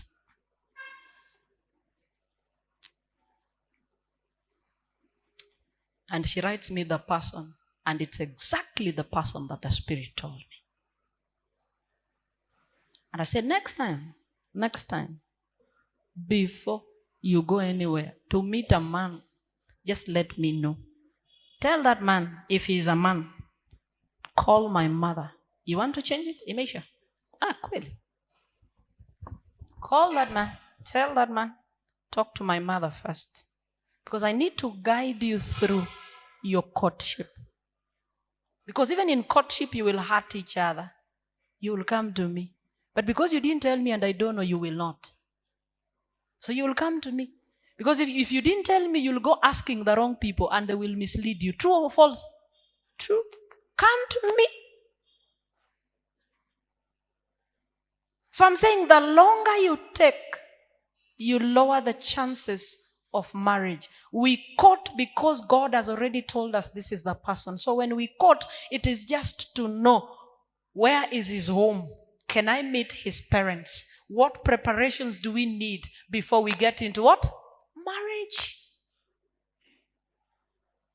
But the thought that you will know someone in courtship, I tell you, when we are courting, we are always, when we are marrying, that day your wedding, you're 6 of you. There is Mokoro standing. Real Mokoro standing. There is what Elizabeth thinks Mokoro is, and there is what Mokoro thinks he is. There is real Elizabeth. There is what Mokoro thinks Elizabeth is, and there is what Elizabeth thinks she is. Those are how many people? 6. You have not added best man and best woman. 8. When you're courting, the only thing you can see are the things you think. Everyone puts their best foot forward. It is only in marriage, once you say I do, then the real us, you cannot hide it. It has to come out. Because you cannot lie to people you share with, the same bed, the same bedroom, the same kitchen, the same house. You can't just lie. The real you comes out. I'm not saying that there is this perfect. By perfect, I mean they are ready for heaven. That's not what I'm saying.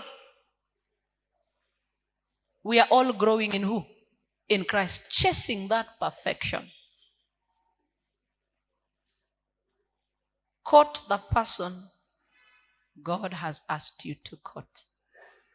And also don't start it too early. And that was the topic we would have covered next. You need an occupation and a home before you ask for someone else's hand in marriage. As a man, I can't just give you my child. No occupation. No home. Mnaenda kuishi wapi? Mshinde mkinisumbua. Niwalee, tena mrudi niwalelee watoto. Is that not the scenario today? Grandparents taking care of grandchildren. Because they gave their children into marriage. They didn't think about their occupation. They didn't think about a home. Kuna wanaume hapa nje. They are young. Marriageable age. They have built an affair with God, a relationship with God. They are stable financially. They can take care of a home. Don't just rush. Don't. Kuna kitu uliuliza ya mwisho hapo. Age. Is it? Yeah, you asked. I think that question I've answered with this that has come here. That is saying, what do you do when your parents deny your choice of marrying from a different tribe? Your parents are not godly. Period.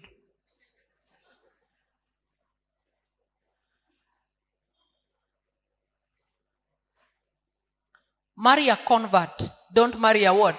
A tribe. Marry a what? Convert. I have a case like that in a university here. I wouldn't say which one. I was doing the camp meeting in 2015. And he's never been to church the last 5 years. Since he graduated, has never left the surroundings of campus. It's been 5 years. But his friends are around and they say, Pastor, I would like you to meet our friend. What's wrong with this friend? This friend was Kale, dating a kissy girl. And they've dated throughout campus. So when he finally takes her home, the parents say they cannot allow a kissy in their home. Atafute mukale. So they couldn't force it. The relationship ended. He was an elder in the church. So you see elders zenu za campus. Hizi elders za campus. Kiingia huko unapata wavulana wadogo wanaongea na authority. I am the elder. Then wakimaliza campus unawatafuta kwa kanisa, hawako, sijui walienda wapi. This boy is now a drunkard because he began an affair with 5 different women who have his children, and the 5 don't know each other. The parents are now regretting. They wish they would have allowed him to do what? To marry the kissy girl. If your parents are asking you to marry on the basis of tribe and not character, they are not godly. I know they will tell you tutakukataa. Wacha wakukatae. Hapa ikataangi watu. Ushaona mtu anazikwa hapa ikakataa kumzika. Wacha wakukatae, Mungu wako na wewe. Usioe sababu ya kabila. Oa mtu wako na tabia. And I'm not saying that because I'm married to a kissy. In fact, if there is a difficult person to live with, is a kissy. But we are used to each other. And there is no bad combination of a Luo and a kissy. Because as we come with lifestyle. So in my house, we have learned to think as kisses but live as Luos. We have just learned to. And we love it. We have never differed. In fact, it never crosses our minds that we come from different tribes. Never crossed my mind. I was married in Kisii. Me, I jumped in. I love matoke. I do maruranu. I love those things. Mokoro has learned to eat omena and rech, and he loves it. We have no problem. In fact, it never crosses our mind that we come from different. It never. We speak Kisii like all of us are Kisiis. He's struggling with Luo, and I told him, you don't need to struggle. You're not a Luo. Just feel comfortable around everyone here. It's not about tribe. It's about what? Character. not tribe. Your parents will make a lot of noise about it, but you cannot stereotype people. Ati Mkikuyu mwanone orento Moikuyu wone rigaso gochia no Moikuyu oyo Mkikuyu atakuacha kwa mataa. That is stereotyping people. We have Kikuyu women that are well off, better in character than Luo women. I have a Kikuyu friend married in Kadem. Do you know Kadem? Kanyada. The Canada in Homa Bay County. It's called Kanyada. She loves home like nothing. She has trouble in her marriage, but she's telling me, Pastor, I'm not leaving Kanyada. I'm not Pasi. And even when she tries to talk about her co-wife, she say, I have a nyeks. Uyasi ni mtu ashakuwa Mjaluo. Akona nyeks. Ami sitoki.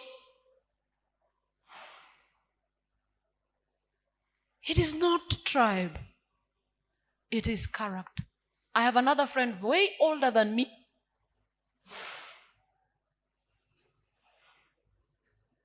She is also Luo, married to a Kisi. I'm not a Kisi, a Kikuyu. A Kikuyu woman that you wouldn't know is Kikuyu. She loves God with all her heart. When you have no God in your heart, culture is what plays in your marriage. Did you hear me? When you have no God in your heart, what plays in your marriage? Culture is what informs your marriage. The last question. It was the last question. Was it the last one? Yes, it was the last one. It was the last one.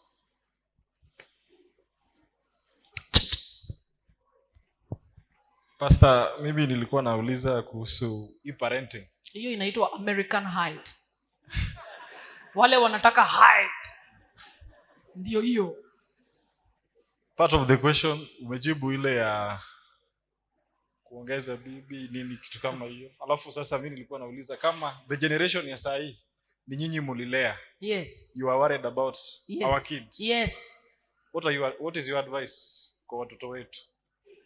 Alafu ya pili, wacha nijaze hiyo kwanza sababu itapotea. Again, I refer you to my message in the program. I said we are in a situation we need to come out of. Is it? Yes. But we must come out right. Okay? Tulilea generation yenye inahitaji neema ya Mungu. Ndio walee generation mzuri.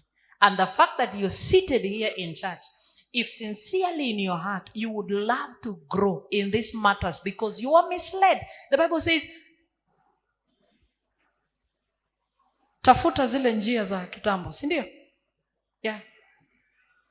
Where the good way is, ask for the old paths. Say, stand, see, and we have stood today, and we can see we are in error. Then he says, now that we have agreed we are in error, he's saying, ask for the old paths where the good way is. And once you find out it's the good way, the Bible says, walk in it. That is the only solution, Baba, we have. You now have to stand and see and say we are wrong, we have been wrong, we have been raised wrong. We will not continue with the cycle. Enough is enough. Enough of fornication, enough of baby mama, enough of baby daddy. Enough is enough. We must change the narrative. Umesikia your story? Hiyo ndio solution. Because when we find the right way, then we can walk in it. Ya pili nauliza, umesema utaki dating, inaitwa courting. So when I tell the lady I'm planning to marry you, alafu ata change kila kitu because anataka hii marriage, then the moment ameingiza mguu vitu inageuka, sio yule tena. Sasa how long will this be enough? Juu nimechoka, sio ule nilikuwa na date. Ndio nilisema usikotu mtu Mungu hajakuambia. Si tulianzia hapo? Ukikuwa sure tu, kwa sure ni mtu Mungu amekuambia, Mungu anajua. Yaani God cannot defend what he did not begin. If God didn't begin it, he cannot defend it. That is not to say that people don't have characters. They have. But when they come from God, the fact that the Lord asked you to do it, you didn't do it presumptuously, thinking it is God, the Lord will defend that cause. Tumeelewana? Yeah. He will. Lakini kama ulifanya peke yako. In fact, SOP says you must feel the need for God to choose for you. And if it is his choice, he will defend his cause. Because it is his choice. Rebecca was God's choice to who? To Isaac. Is it? Yeah, Rebecca was God's choice to Isaac. But she was a schemer together with her son Jacob. But God defends his choices. He does. Nasema hivi, mtoto yangu, jua Mungu kwanza, akuelekeze. Huyo mtu unaenda kuambia niko na plani ya kukuoa, akuwe ni mtu Mungu ndiye amefanya nini? Amekuchagulia.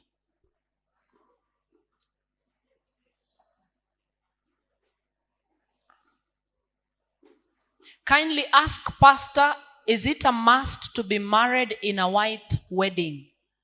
White wedding ndio gani? Ile mnakujanga hapa. Ile mnakujanga. It is not a must. You can walk here with your best couple. In fact, if it were not for the marriage certificate, which is an organ of the government. Marriage certificate is not an organ of the church. It is an organ of the what? The government. If it were not for marriage certificate, you wouldn't even need watu ya kusign certificate. Ni wewe na bwana yako mbele ya umati na mbele ya Mungu. Tunamaliza hiyo story, tunaenda nyumbani. Hiyo 500,000 tunaenda kuanzia maisha. It is not a must. Walk here with your best couple. Let us preach a good sermon. In fact, you can call me if you want that sermon. Let's preach a good sermon. Let's get your pastor who has the rights, the authority to unite you. And we preach a sermon 45 minutes. In the next 10 minutes, you are joined together. And you go where? Home. Anyone who wants cars, fleet of cars, wakulete, wakununulie. Mwenye anataka keki, alete. Hatuwezi kata. Mtu akiofa keki ya 40,000, tunakataa kwa nini? Lakini mimi penye niko, sioni kama degree yangu na elimu niko nayo itaniruhusu nichome 450. Hata 100k siwezi choma na sina investment yoyote. Ubaya wenu ni mnachoma pesa za watu, sio yenu. Si ni mchango yetu mnachoma, ni pesa yetu mnachoma. A white wedding is not a must. Walk up here with your man or woman. I'm looking for the day a rich boy will marry a girl like that. The rest will follow. Because we think hii ya dakika 15 tunafikiria ni ya watu hawana pesa. I'm looking forward to that day. And I'm asking young people, if you ever going to get married, let me know. Tupange hiyo kitu itakuwa simple but elegant. Did you know what I said? Simple but what? Elegant. Tuchape hiyo kitu simple, elegant. Hakuna pesa tunatumia mingi za kupoteza. Hakuna. Why would we waste 100,000 on a white dress that you will never put on again? Si unaona hata hiyo statistics umefanya na ile kosi nyingine actual science umefanya. Si unaona hiyo kitu haikusaidia? Hiyo kitu inakusaidia kweli? Financial management yako BCom, kia be a kango in finance. Inakusaidia kweli? Yaani uko tuna degree yote in financial management, alafu kuja uchome 1,100 kwa nguo utavaa tena. Wewe unatusumbua. Unani huyu? You can't. Children of God, you cannot. There is a difference between the wedding that God accepts and extravagance. What we bring to church is what? Extravagance. And the extravagance is carried with a lot of worldliness that the Lord does not even attend your wedding. Because you will come to church as a Christian, go to the reception as a worldling. Tukifika reception sasa, ndio huyo anakuja. Kanungo. kanungo. And we even come to church dressed naked. Let me tell you, the presence of the Lord will not be there. Umefanya harusi lakini haina nguvu ya nani? Ya Mungu. Mutaenda na munaenda kumalizana kwa divorce huko. Mutapigana because God didn't bless it. Angels cannot attend a wedding that is covered and full of worldliness. To do what? To sanction it? They can't. Come simple. Kuja hapa Sabato. Waadventista kuja Sabato na bibi yako. Si bibi msichana unataka kuoa. Leta yeye hapa na hiyo jamaa. Vaa nguo mzuri. Hata kama ni ya 5K, 10K. Nguo unajua utaenda nayo mahali pengine tena. Si ndio? Hey. Natumalize hiyo story. Na muende kwa nyumba yenu. Mwenye anasema ati hiyo harusi yenu ilikuwa dal. Awapee gari. Kwa bili yake. Hamuna kazi, mnataka harusi. Hata kazi ndiyo hamuna. Is it right to marry another girl where you were married before? Yani, you go marry in Mokoro's home. Eh? So you marry Nati, alafu ikatae. Then you take Tishi. Nitakugonga mbaya. Kwanza nani huyo atakuruhusu? Another burning one. I got married, we parted ways, and the guy held a wedding with another girl. Is it right to have that wedding in church? It's wrong. The church permits it many times, but it is what? Wrong. And that is why I said I don't want to get into the subject of divorce. I said I don't want to. It is huge. There are many divorces that have not been, why it says this? Here on earth you think you're divorced, but in heaven your marriage is still what? Intact. And the church will allow you to marry. Let me tell you, even the one you've taken again might work, it might. And do you know why it's peaceful? It's peaceful because you're living in adultery. The devil cannot bother you. You're already in his camp, locked for eternal doom. Why should he bother you? The devil only bothers people who are serious going to where? To heaven. So you say, tangu niowe nyakarachuonyo. Siku hizi hata unaona nimeongeza weight. Unaona niko na amani. Uko kwenye washerati, adultery. The devil will not bother you there. You're already in his camp. Watu watanichukia hii wiki, hakuna shida. Mimi nakulanga kwangu. Sikuli kwa mtu. Mungu awabariki.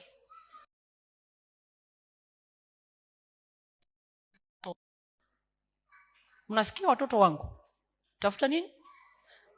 Kama hamjawahi kuwa na bond na wazazi wako, kuja tuongee. I know the problem is you've been raised with parents who have no bond with you.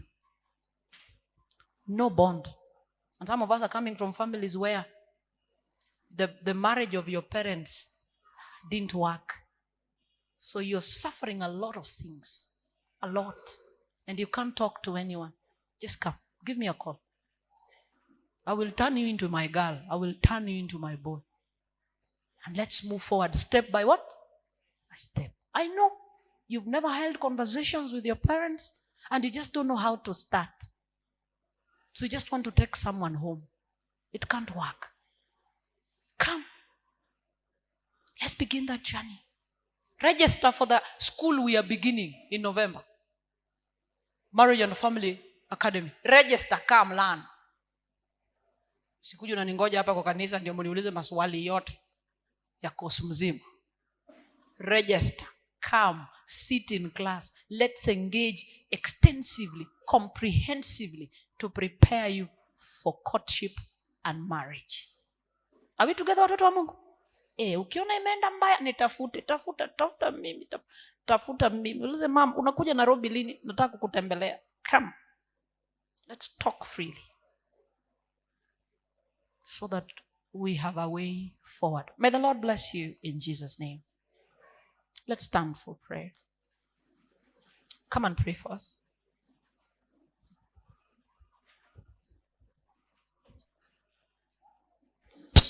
Let us believe and pray. Our gracious Father in heaven, we want to glorify your name up to this far you've brought us, oh Father. Thank you for the words that you've given to us through our mother. And Lord, it is our request that, Lord, whenever we've erred before you, Lord, we pray that you may forgive us. And the Lord, the teachings that we've received, Father, may they be of benefit unto us. May we leave this place a changed generation that is ready to have an impact unto other people's lives, oh Father. We pray that, Lord, as we sojourn as the youth of this world and of the youth of this church, we pray that we may be the light unto others, and that this sermon that we've got, for Father, may bring a change unto our lives, that we may seek to walk with thee in every steps of our lives. Thank you, and may your will be done upon each one of us. For this I pray in Jesus' name. Amen. Get the point. Take a step forward.